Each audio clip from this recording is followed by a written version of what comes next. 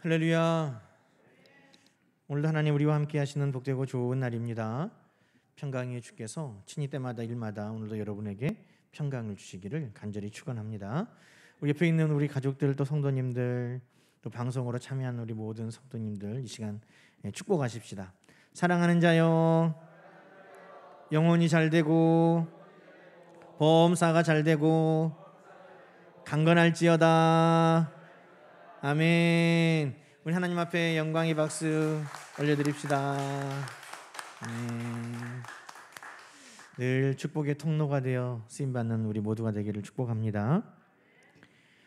정지용 시인이 쓴 향수라는 시 여러분 아세요? 아마 노래로 더 잘 알려졌을 겁니다.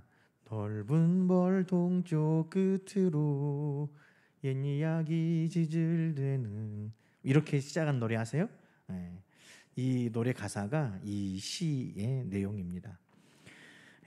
이 정지용 시인이 자기의 어릴 고향 실개천이 흐르고 또 황금빛 들판에서 황소가 한가롭게 풀을 뜯는 그 평범하고 또 소박한 시골 풍경을 이런 평화로운 또 따뜻함을 담아서 시를 지었습니다.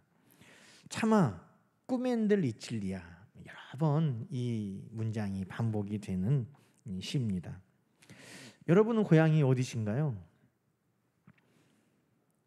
우리 성도님들 중에 섬이 고향인 분도 있고 또 땅끝이 고향인 분도 있고 바닷가가 있는 분도 있고 여러 고향에서 오셨죠. 저의 고향은 꽃피는 산골이 아닙니다. 저의 고향은 복숭아꽃, 살구꽃, 아기 진달래가 울긋불긋 대궐을 차린 동네가 아니었어요. 저는 광주시 북구 신안동 679의 10번지에서 어릴 때 자랐거든요. 거기는 앞에 광주천 지류가 흐르는데 맑은 이 시냇물이 아니라 생활하수가 이렇게 흐르는 그런 개천이 있잖아요. 그 집하고 골목마다 작은 다리들이 이렇게 쭉 연결이 되어 있습니다. 그 다리들 위에서 친구들하고 놀고 또 골목길을 뛰어다니고 했던 그것이 저 어릴 때 고향입니다. 어떻게 변했을까 참 궁금하더라고요. 그래서 몇 년 전에 아내와 아이들 데리고 갔어요. 여기가 아빠 어릴 때 살던 데다. 여기가 아빠 어릴 때 외할머니 외할아버지가 사셨던 데다. 그러면서 쭉 보여줬는데 어릴 때는 엄청 집이 컸는데 가서 보니까 집이 작아요. 골목도 엄청 긴 골목이었고 넓었거든요. 아이들 그냥 수십 명이 거기서 놀았는데 여기가 왜 이렇게 좁나 생각이 들 정도로 그런 곳이더라고요. 많이 바뀌었고 또 변화도 되었습니다. 그런데 여러분 꽃피는 산골 고향은 아니어도 생각이 나더라고요. 한번 가보고 싶다. 누구에게나 고향은 아마 그런 곳일 겁니다. 어린 추억이 담겨있는 마치 언젠가 한번 또 안기고 싶은 그 어머니의 품처럼 그냥 한번 따뜻하게 가보고 싶은 그런 고향이죠. 왜 사람들은 그렇게 고향을 그리워할까? 사회학자들은 이런 말을 하더라고요. 어른이 돼서 나온 세상은 너무나 거칠고 또 만나는 사람들은 너무 무섭고 살면 살수록 세상은 녹록하지 않고 참 힘들구나 이것을 생각할 때 정말 아무 걱정 없이 순수한 마음으로 평화롭게 뛰어놀았던 그 고향을 생각하게 된다는 거예요. 그래서 힘들수록 어려울수록 더 고향이 생각이 나는 거예요. 그래서 명절이 되면 부모님이 계시는 고향 아니 부모님이 돌아가셔도 더 이상 안 계시지만 그래도 고향을 많은 사람들이 생각하게 되는 것입니다. 이것은 동서고금 막론하고 다 마찬가지예요. 미국인들은 고향을 그리워하지 않을까? 아니요. 미국 소설가 토마스 월트라는 사람이 그대 다시는 고향에 돌아가지 못하리라는 이 소설을 썼어요.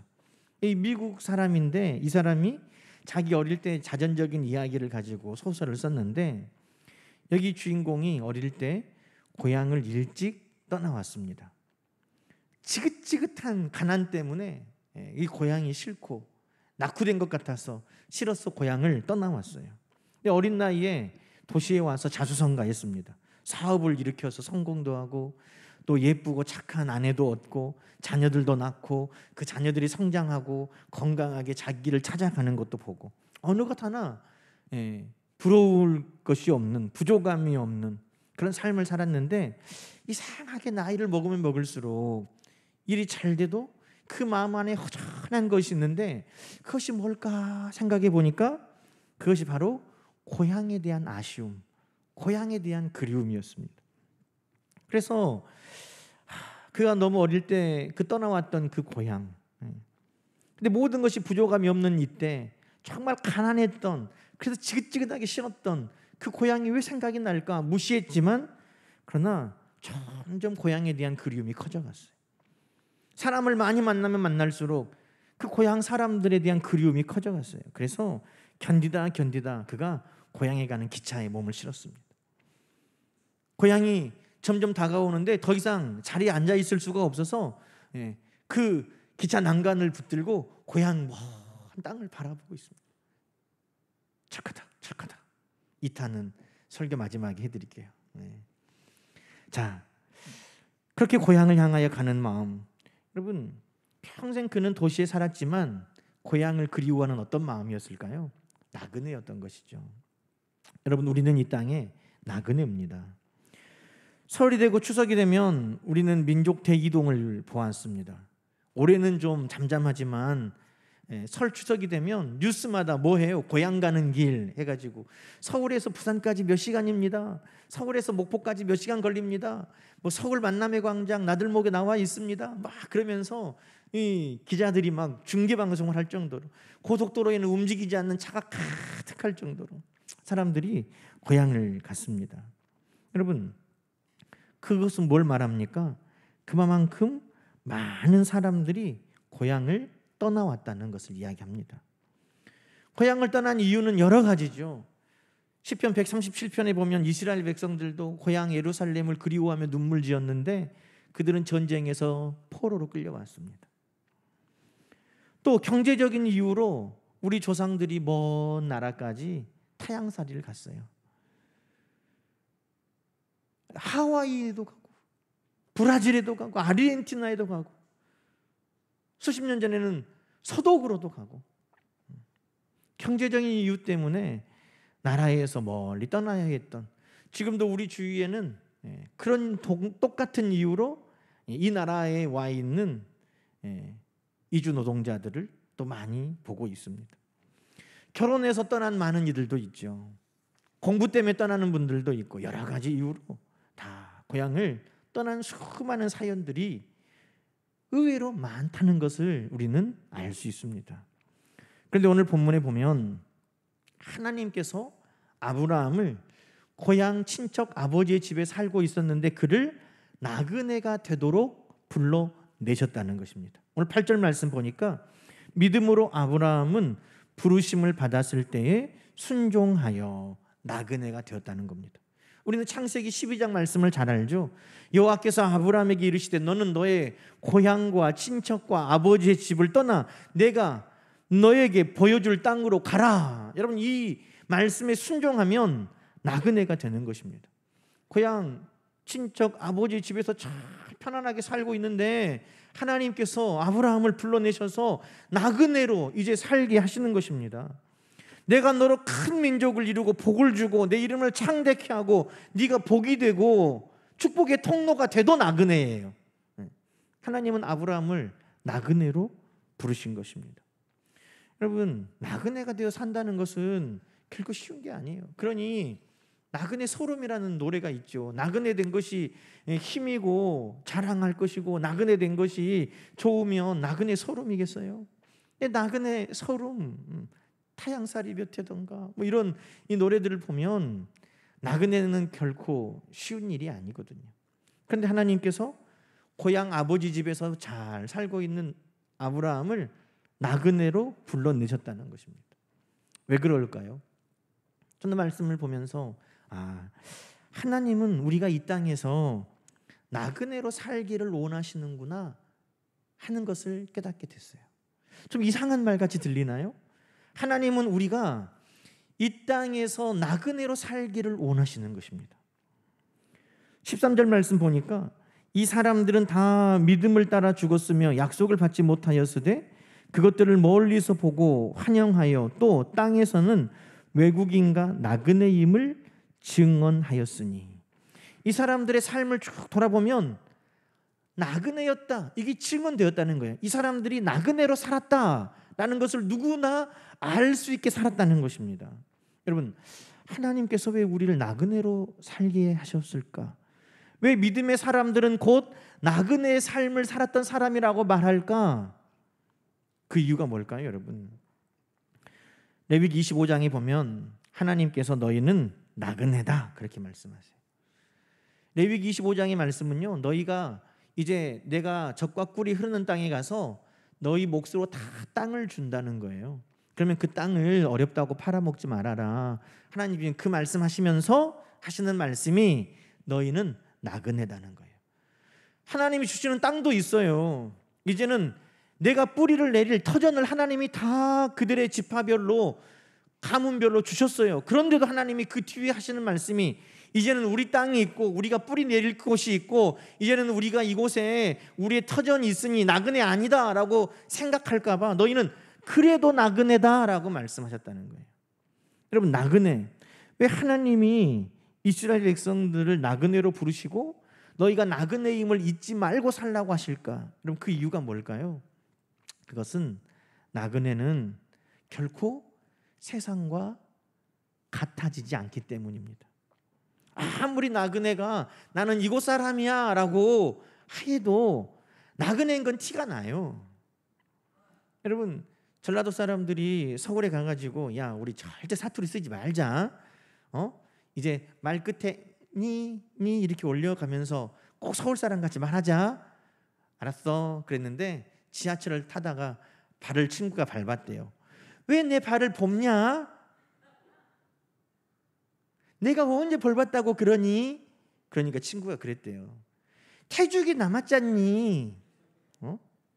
여러분, 아무리 사투리를 안 쓰고 말을 다르게 하려고 해도 나그네인 것이 금방 티가 나요. 그것은 어쩔 수가 없어요. 먹는 게 달라요. 어떻게 콩물국수에 설탕을 그렇게 많이 넣어요? 어떻게 팥죽에다가 그렇게 설탕을 넣어요? 전라도는 원래 다 넣어요. 설탕 2숟가락 넣으면 전라도 토종이에요. 부모님이 전라도면 1숟가락 넣어요. 다른 곳에서 온 사람들은 기겁을 해요. 여러분, 먹는 방법도 달라요. 생각하는 것도 달라요. 아무리 그곳에 오래 살면서 티를 안 내려고 해도 말하는 것, 먹는 것, 생각하는 것 다 달라요. 여러분, 이스라엘 백성들이 가나안 땅에 들어갈 때 하나님께서 경계하신 게 뭡니까?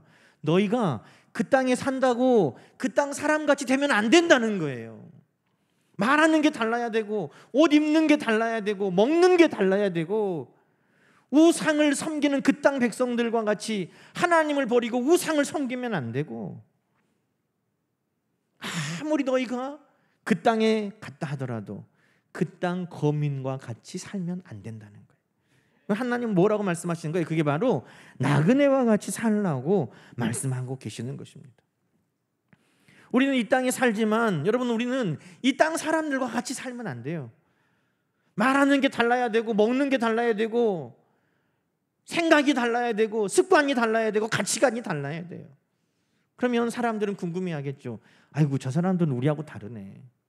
마치 사투리를 숨길 수가 없고 먹는 방법이 달라서 여기 사람 아닌가 보다 라고 여겨지는 것처럼 왜 저 사람들은 저렇게 말할까? 왜 저 사람들은 저렇게 살까? 이 땅 사람들이 궁금해할 때 그때 믿음의 증거가 나타난다는 것입니다. 아브라함과 이삭과 야곱과 믿음의 사람들은 그들이 나그네로 살면서 나그네인 것을 증거했다고 하는 것은, 다시 말하면 그들이 하나님 백성인 것을 증거했다는 것을 말하는 것입니다. 그러니 하나님은 아브라함을 나그네로 부르셨고 나그네로 살라고 말씀하신 거예요. 오늘 하나님은 우리에게는 아닐까요? 저는 광주를 벗어나 본 적이 없어요. 초중고 대학교를 광주에서 나왔어요. 군대는요, 군대도 광주에서 다녔어요. 처갓집도 광주고, 뭐 광주를 벗어날 일이 없어요. 친구들이 야, 그럼 너는 목회도 광주에서 했냐? 나는 전도사 때부터 부목사도 다 광주에서 했어요. 광주를 벗어나지를 않았어요. 그러니 친구들이 하는 말이 그래요. 대현이는 진짜 광주 토백이다. 그런데 저희 말씀을 준비하면서 아, 그렇구나. 하나님께서 나는 육신으로는 광주를 벗어난 적이 없는 토백이어도 내 마음은 나그네와 같은 마음으로 살라고 하시는구나. 나그네와 같은 마음. 이 땅의 백성들과 같이 똑같은 모습으로 살아가는 이 땅의 백성이 아니라 하나님 나라의 백성으로 이 땅에 머물다가는 나그네와 같은 모습을 하나님은 오늘도 나에게 찾으시는구나 하는 걸 깨닫게 된 것입니다. 요한복음 17장 14절은 이렇게 말합니다. 우리 주님께서 말씀하시기를 세상이 그들을 미워하였으니 이는 내가 세상에 속하지 아니함 같이 그들도 세상에 속하지 아니함으로 인함이니라. 왜 너는 우리하고 달라? 그래서 세상이 예수님을 미워하고 예수님의 제자를 미워했다는 것입니다. 나그네와 같은 마음으로 살 때 세상이 우리를 다르다는 이유로 미워할 수도 있고 배척할 수도 있지만 주님은 오늘 아브라함을 불러내셨던 것처럼 오늘 우리를 이 땅에서 나그네의 삶으로 부르고 계신다는 것을 여러분 기억하시기 바랍니다. 또 나그네라고 부르시고 나그네로 살라고 하신 이유는 뭘까요? 여러분, 나그네는 의지할 데가 없어요. 여행할 때뿐만 아니라 가도 누구 아는 사람이 있어야죠. 만약 나그네가 여행하는 중에 있다면 별을 보고 가는 거죠. 저 별을 보고 방향을 찾아가죠.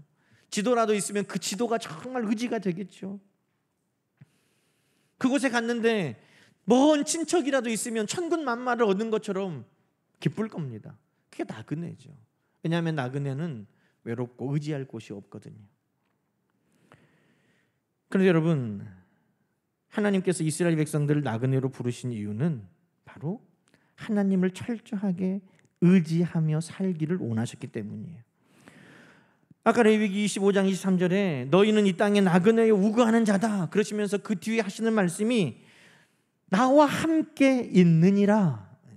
너희는 나그네지만 너희는 나와 함께 있다. 그것을 하나님이 이스라엘 백성들에게 말씀하셨다는 것입니다. 왜? 하나님을 의지하라고. 나그네여서 외롭고 외로움을 넘어 두렵지만 그러나 하나님이 내가 너와 함께 한다는 것을 늘 의지하는 과정이 나그네의 삶이었습니다. 여러분, 출애굽기 40장에 보면 구름이 성막 위에 떠오르면 이스라엘 백성들도 행진했고 구름이 성막 위에 머물러 있으면 이스라엘 백성들도 머물러 있었습니다. 나그네와 같은 광야길을 걸어가는데 하나님께서 그들에게 훈련하시는 것이 뭐냐면 하나님과 보폭을 맞추어서 끊임없이 동행하는 거예요. 먼저 가다가 멈추는 것도 아니고 하나님께서 움직이시면 함께 움직이고 하나님이 멈추면 함께 멈추는 것을 나그네의 삶에서 처음으로 훈련시키신 거예요. 하나님과 함께하는 삶. 여러분, 오늘 우리가 이 땅에서 나그네라면 정말 의지할 곳 없는 이 땅에 우리가 정말 믿을 만한 그분을 누구라도 붙잡고 싶은 그 마음, 그것을 믿음이라고 하는 거예요. 하나님을 향해서 우리가 철저한 신뢰를 가지고 살아가고자 하는 그 마음, 그 믿음을 하나님은 우리에게 원하시기 때문에 너희는 나그네다. 내가 너와 함께 있다. 너는 이 땅에서 나그네인 것을 잊지 말아라 라고 말씀하시는 것입니다. 신명기 8장에 보면 하나님께서 광야길을 나그네의 삶을 허락하신 이유가 나와 있습니다. 그것은 우리를 낮추시고 우리가 하나님 말씀에 순종하며 하나님을 따르게 하시려고, 우리가 떡으로만 사는 것이 아니라 하나님 입에서 나오는 모든 말씀으로 사는 것을 기억하고 하나님께서 우리를 먹이고 입히신 분임을 의지하라고 우리를 나그네의 삶을 허락하셨다고 말씀하고 있습니다. 그러니 우리가 이 땅에 살면서 내가 나그네로 사는가 아닌가는 드러나는 것입니다. 저 사람이 타향에서 이리 와서 사는지 우리가 보면 말하는 거, 먹는 거, 습관 보면 알 수 있듯이 세상 사람들도 우리가 이곳에서 어떻게 살고 있는가 그것을 보고 우리가 정말 믿음의 사람으로 이 땅을 나그네와 같이 살고 있는지를 다 알게 된다는 것입니다. 그래서 나그네로 산다는 것은 우리의 믿음의 증거인 것입니다. 여러분, 오늘 이 땅에서 여러분 나그네로 살고 있습니까? 아브라함은 헤브론에서 살면서 큰 부자였습니다.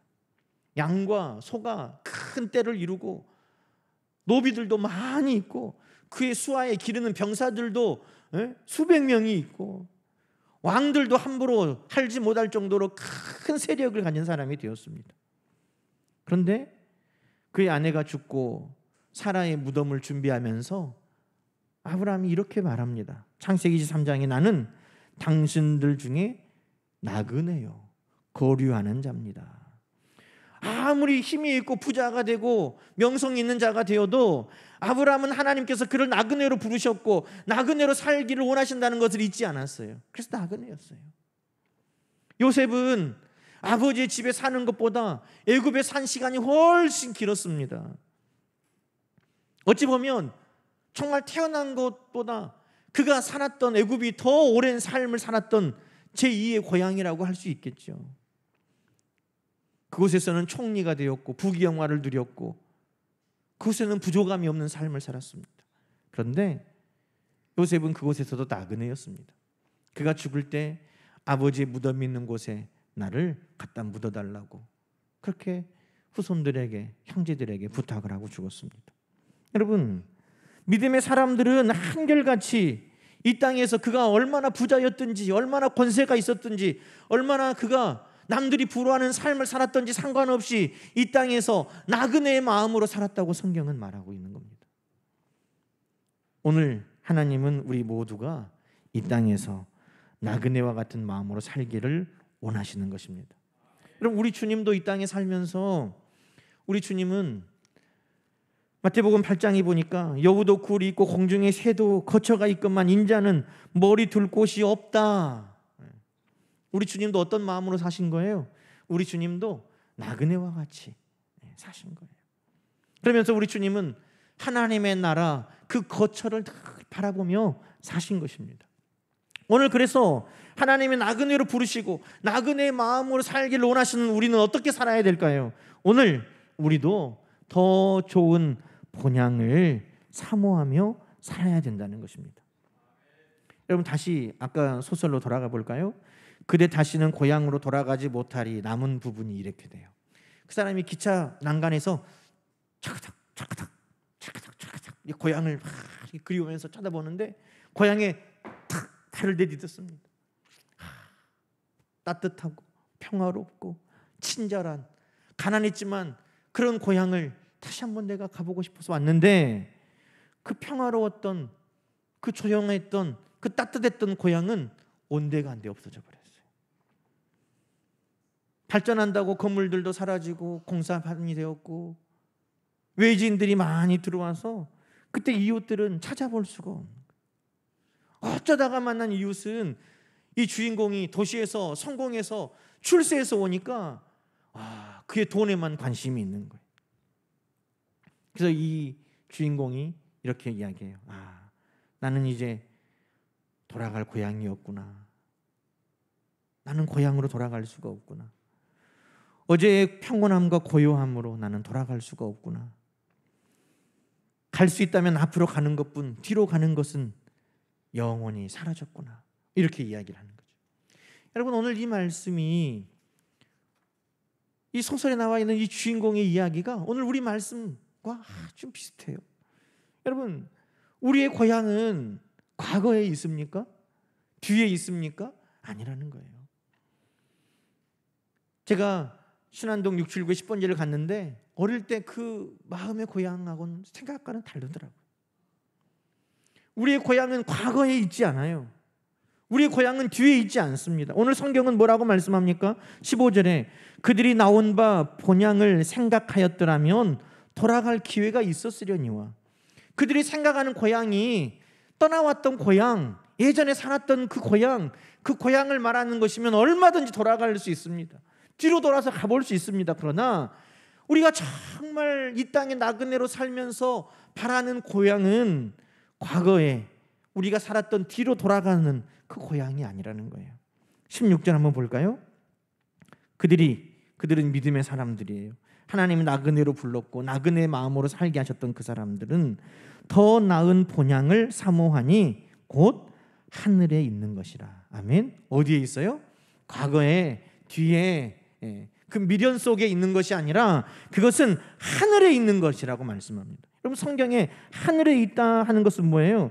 정말 뛰어난 것, 더 좋은 것일 수 없는 것, 비교할 수 없는, 변함없는 그것을 하늘이라고 말해요. 우리가 가도 후퇴해버렸고 달라져버렸고 사라져버린 과거, 그 고향이 아니라 정말 변함없는, 더 비교할 수 없는 완벽한 그 고향을 우리는 사모하면서 한 걸음 한 걸음 나가는데, 그것은 바로 하나님의 나라에 있는 고향이라고 우리에게 말씀하고 계시는 것입니다. 여러분, 우리는 추석을 통해서 고향에 있어도 고향에 대한 그리움이 있는 거예요. 평화롭고 따뜻하고 걱정이 없고 친절했던 그 고향에 대한 포근함. 여러분, 여러분의 기대가 하나님의 나라에서 다 이루어질 것을 믿습니다. 하나님이 우리에게 예비하신 그 성, 그것이 바로 우리의 고향이고 그것이 바로 변함없는 하나님께서 우리에게 예비하신 거처이기 때문입니다. 여러분, 요한계시록 21장에 보면 그것이 우리에게 주는 것에 대해서 이야기하고 있어요. 요한계시록 21장 3절에 보면 그들은 하나님의 백성이 되고 하나님은 친히 그들과 함께 하셔서, 고향에 가면 부모님도 안 계시는 고향도 있고 형제 친척도 없는 고향도 있지만 우리가 바라는 그 하나님 나라의 고향은 우리의 하나님 아버지께서 영원토록 우리와 함께 하시는 고향이 되는 것입니다. 그 고향은요, 모든 눈물을 그 눈에서 닦고 사망이 없고 애통하는 것이나 곡하는 것이나 아픈 것도 없는 모든 만물이 새롭게 되는 것이라고 말합니다. 여러분, 고향은 우리가 울고 싶을 때 울 수 있고 안기고 싶을 때 안기고 싶은 그것을 원하는 것이 고향이에요. 그러나 이 땅에서의 뒤에 있는 것, 미련 가운데 남아있는 과거, 그 고향이 우리를 안아줄 수 없어요. 눈물을 닦아줄 수 없어요. 우리를 치료할 수 없어요. 우리를 새롭게 할 수 없습니다. 오직 하나님께서 우리에게 허락하신 저 하늘의 영원한 본향, 그것이 우리의 눈물을 닦아주고 아픈 것을 고치며 우리를 새롭게 하는, 하나님이 우리에게 바라보게 하시는 영원한 본향, 더 나은 고향이라고 오늘 성경은 말씀하고 계시는 것입니다. 그리고 중요한 게 뭐예요? 그 고향으로 우리 모두를 이끌어 주신다는 것입니다. 여러분, 6절 말씀 요한계시록 21장 6절에 보니까 나는 알파와 오메가여 처음과 마지막이라 내가 생명수 샘을 목마른 자에게 값없이 주고 이기는 자에게 이것들을 상속받게 하리라. 할렐루야. 여러분, 고향으로 오고 갈 때 그렇게 먼 길을 사람들이 차를 타고 이제 갑니다. 내비게이션을 의지해서 가고 또 졸음을 쫓아가면서 또 고향을 다 오고 갔죠. 우리 주님께서 말씀하시죠. 내가 곧 길이요 진리요 생명이니 나로 말미암지 않고는 아버지께로 올 자가 없느니라. 우리 주님께서 우리가 안전하게 이 고향으로 돌아갈 수 있도록 인도자가 되어주시고 보호자가 되시고 우리 주님께서 우리를 이끌어 주신다고 약속하고 계시는 것입니다. 사랑하는 여러분, 이제 명절이 시작되어서 고향에 이미 오신 분도 있고 또 고향에 오가는 분들이 계실 터인데, 우리 오늘 이 말씀을 기억하면서 우리는 이 땅에 하나님이 나그네로 부르셨구나, 나그네 마음으로 살기를 원하시는구나, 우리가 나그네로 살면서 우리의 믿음을 드러내기를 원하시는구나, 우리는 나그네로 살면서 저 나은 본향을 그리워하면서 살아야 되는구나.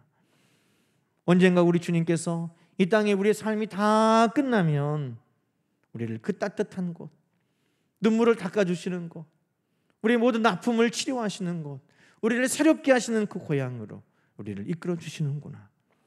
이 모든 것들이 우리에게 믿어지고 소망이 되는 이 추석 기간이 되기를 주님의 이름으로 간절히 축원합니다. 함께 기도하십시다.